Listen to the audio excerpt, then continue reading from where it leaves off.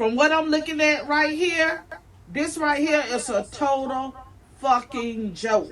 And this is what I think, Kamala, about your plans to prosper. You never had no plans for the black community at all to prosper. All of your plans have been for the illegal community to prosper and to take the jobs from the black community and everybody else. And this right here is what I feel about your plans to prosper us. It's all a big fucking joke. Don't fall for this bullshit, y'all. Don't fall for it, I'm telling you. It's a big joke. If she wanted to do any of this, remember, she's already in office. She should have already done this. So stop believing her lies.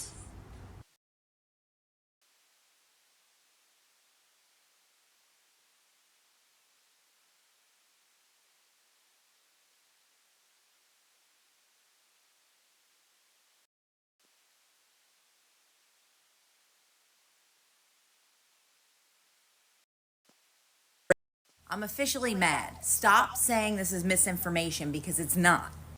So I applied for FEMA.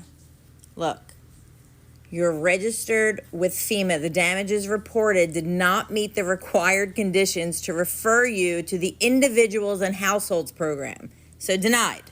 I applied for food because all the food in my fridge went bad when we lost power. And I applied for my windshield on my car because a tree branch hit it and cracked it. I applied on Saturday. Milton came through, was finished on Thursday. I applied Saturday when they put it up there on FEMA that you could apply. By Sunday, yesterday, I was denied. Nobody called me, asked me questions, nothing like that.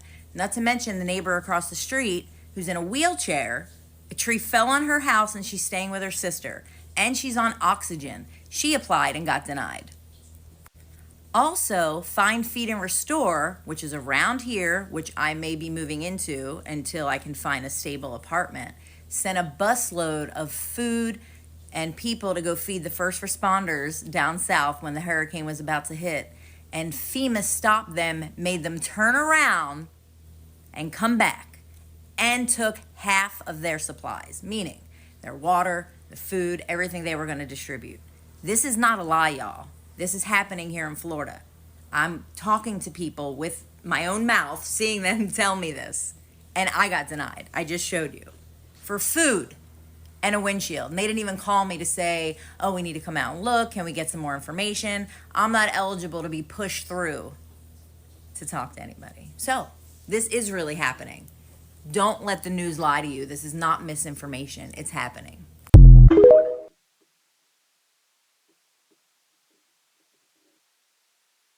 Watching RFK and Trump at a rally, it's the most electric political experience I've ever seen. Like, it was the loudest applause I've ever heard. There's something visceral. When RFK starts talking about the CDC needing Dr. Jay Bhattacharya on there and the FDA, you know, and the NIH, and starts naming those agencies and starts saying we're going to get to the bottom of why our food for our kids is poison and we're going to reverse childhood chronic disease by taking on this corruption. When they say that, it's electric. It's like a release. Yeah. It's like a release. So it's everything. Everyone's been listening to you, reading these books, trying to put the pieces together.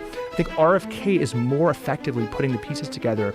And I think people ask, oh, President Trump, he eats unhealthy. No, President Trump's, the foundation of his existence is taking on corruption.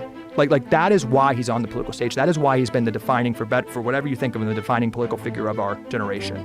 Like, because he's tapped into this frustration of voters that something isn't quite right.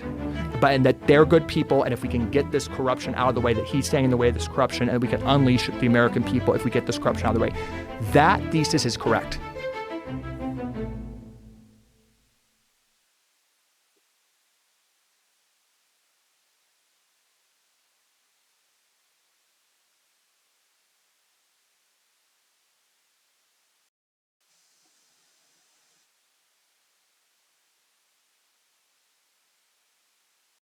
I think it's the greatest job in government.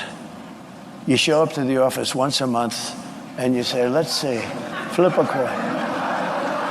And everybody talks about you like you're a god. Oh, what will he do? I mean, before, the guy used to walk into my office, he was like begging. Oh, he was fine. But you did talk you talked about removing him once. I did, because he was keeping the rates too high. Yeah. And I was right. What does the Wall Street Journal know? They've been wrong about everything. So have you, by the way.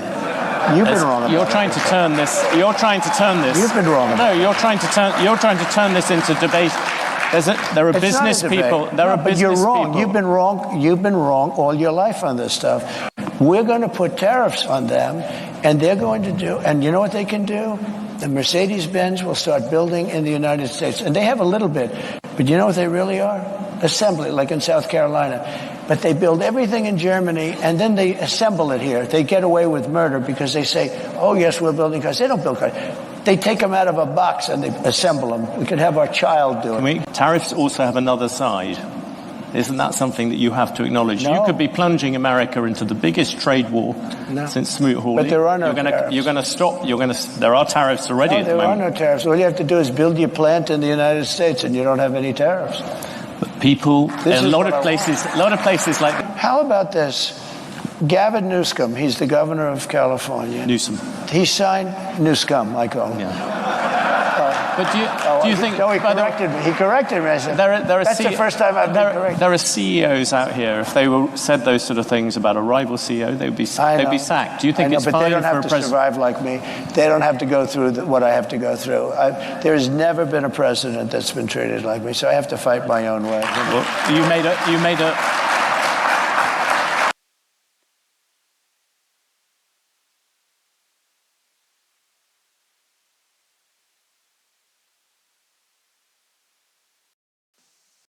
I mean, this is the cult, folks. You wonder why they're so evil. This is just one of their rites of passages to be in their disgusting, sick club. And you've got Tim Walz going on TV saying it's wrong to ban hardcore pro-pedophile propaganda from elementary and middle schools and high schools. You've got him abortion after birth at 9+ months. You've got Tim Walz pushing transgenderism to chop little boys' penises off and little girls' breasts off. That's beyond just raping them, and that's all part of this corruption of the children system that they're pushing. So as far as I'm concerned, Tim Walz doesn't just have all the earmarks of it. This guy's a monster, and it's all starting to come out, and they're trying to keep his record secret. They are desperate to keep that information from the public. We interrupt our program to bring you this important message. While other networks lie to you about what's happening now, InfoWars tells you the truth about what's happening next. Visit Infowars.com/show and share the link today. Look at these headlines. I'm going to get more into this tomorrow. There's so much evidence. It's really coming out. I want to nail it. So I'm going to have a lot for you on this tomorrow, maybe even today, a special report. But here it is. Here's some of the headlines. What to know about Tim Walz 1995 drunk driving charge, Time Magazine. And it goes into the article. He says he quit drinking then, but then he got kicked out of the school. He got suspended, but they blacked it out. It's reportedly coming out that had something to do with students. Continuing here, Tim Walz, again, black insurrectionist, is doing a good job investigating this, has the school records on that whole front right here. And then 25 years ago, a gay student sought support. His school turned to Tim Walz. So that's the New York Times. That's what he does when he's not trying to put tampon dispensers in boys' bathrooms. And you obviously got him out here saying he's a great shot, a big hunter. He thinks you load shotgun shells in the back of the butt of a shotgun that's loaded from the bottom. Just totally insane video. Everybody's already seen that. Just really, really crazy information that is now starting to come out on that front. And then just to show you who the Pentagon and the military hires in Afghanistan and other areas is pedophiles to actually be the mayors because they use them to control them. That's PBS.org. Military overlooked sexual abuse by Afghan allies. Investigation says you read deeper, they actually supplied them with the children. Afghan pedophiles get free pass from U.S. military. Report says New York Times. Afghan cable show deep corruption. Dancing boys, The Atlantic.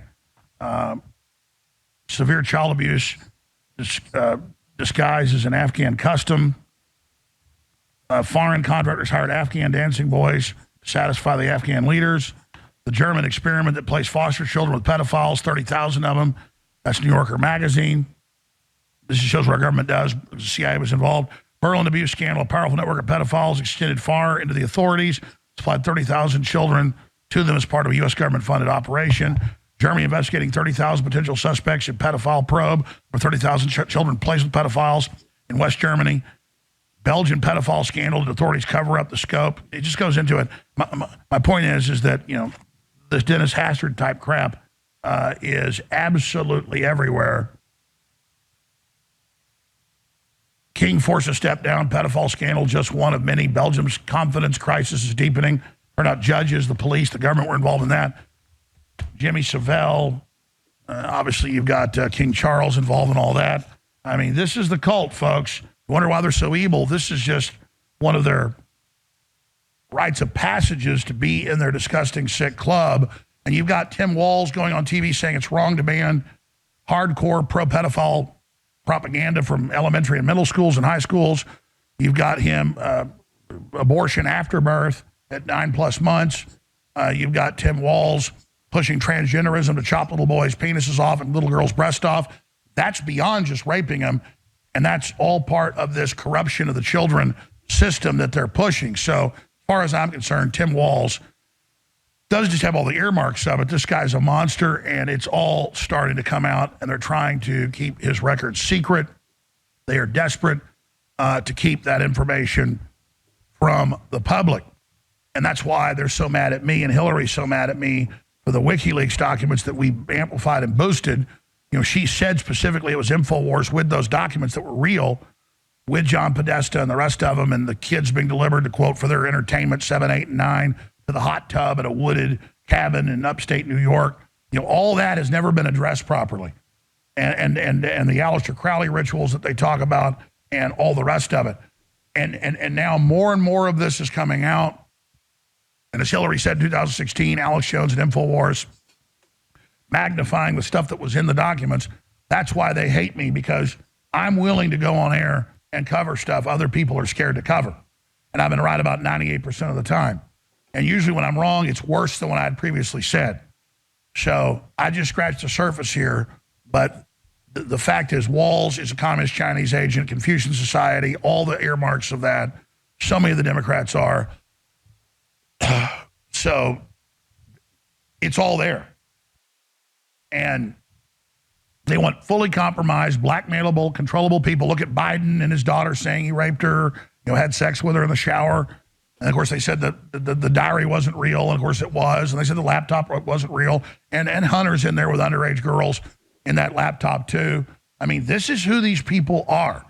And for the average person that's not evil, it's hard to believe. But they've smuggled 325,000 children into bondage, into slave labor and sex slavery. That is the Senate report. So when you back this broadcast, you're backing folks that will expose this and give people a big picture. Because even when the corporate media covers this, they cover a piece here, a piece there, a piece here, a piece there. We go right at it and expose it. As you know, I am fighting the deep state to keep my broadcast on air. But if you simply support my sponsors, we will stay on the air one way or another.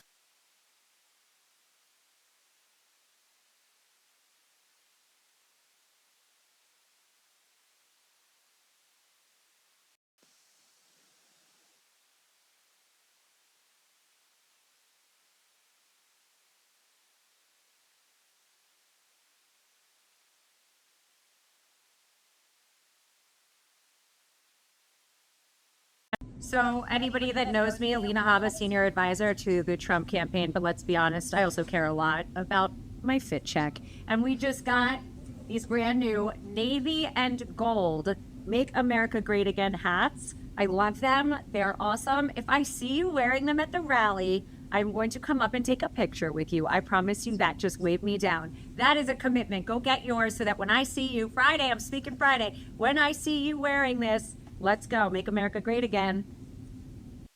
So anybody that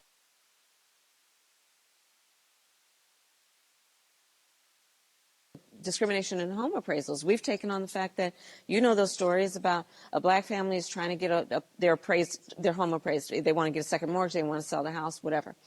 And they bring in the appraiser.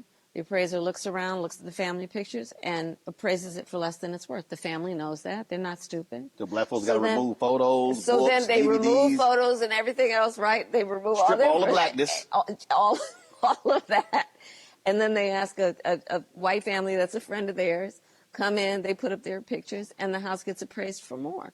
Racial bias, we're taking that on for the first time. And discrimination in home appraisals, we've taken on the fact that, you know, those stories about a black family is trying to get their home appraised. They want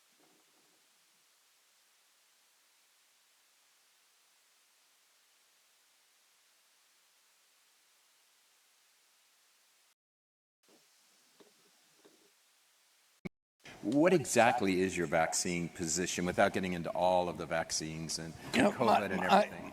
Summarize it. Yeah, my position is that if you want a vaccine, you ought to be able to get a vaccine, but you ought to know the safety profile and the risk profile of that vaccine and the efficacy of that vaccine. And that's it. Okay, that's good. That's it. Yeah, you nailed it.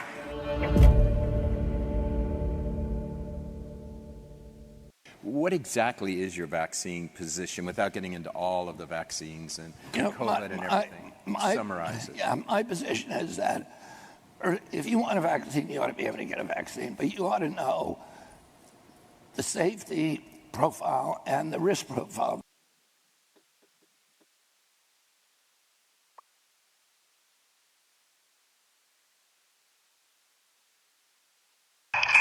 Brandon Matthews.